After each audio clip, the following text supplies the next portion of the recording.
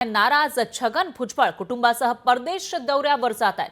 कालच भुजबळ यांनी देवेंद्र फडणवीस यांची भेट घेतलेली होती आणि या भेटीनंतर आता ते परदेश दौऱ्यावर निघालेले आहेत। तर फडणवीसांच्या भेटीनंतर आज सकाळी भुजबळ थेट परदेश दौऱ्यावर निघालेले आहेत। नवीन वर्षाचं स्वागत छगन भुजबळ कुटुंबासोबत परदेशात करणार असल्याची माहिती आहे। तर पुढच्या 7-8 दिवसांमध्ये तोडगा काढू असं फडणवीसांनी आश्वासन दिलं होतं आणि आता हे 7 ते 8 दिवस इथे आपल्या देशामध्ये आपल्या राज्यामध्ये न घालवता ते परदेशी घालवणार असल्याची माहिती समोर येते। तर परदेश दौऱ्यावरून आल्यानंतरच नवीन वर्षामध्ये भुजबळ भूमिका स्पष्ट करणार असल्याची माहिती समोर आलेली आहे। छगन भुजबळ जे ओबीसीचे मोठे नेते आहेत आणि राष्ट्रवादीमधले एक ज्येष्ठ नेते पण त्यांना मंत्री केलेलं नाहीये आणि त्यावरून त्यांनी वारंवार आपली नाराजी व्यक्त केलेली आहे। अशामध्येच काल त्यांनी राज्याचे मुख्यमंत्री फडणवीस यांची भेट घेतलेली होती आणि आपण 7 ते 8 दिवसांमध्ये आपली भूमिका स्पष्ट करणार, तोपर्यंत त्यांनी थांबायला सांगितल्याचा एक प्रतिक्रिया दिलेली होती आणि आता ते नवीन वर्षामध्ये डिसिजन घेणार असं सांगितलं बोललं जात असतानाच छगन भुजबळ हे सहकुटुंब परदेशवारी करणार असल्याची माहिती समोर येते। त्यामुळे हे जे 7 ते 8 दिवसांचा हा जो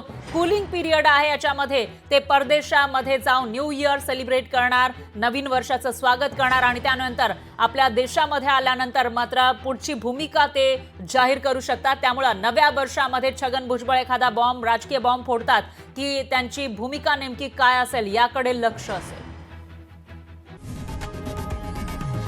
लोकशाही मराठी ऐका, पहा, जागरूक रहा।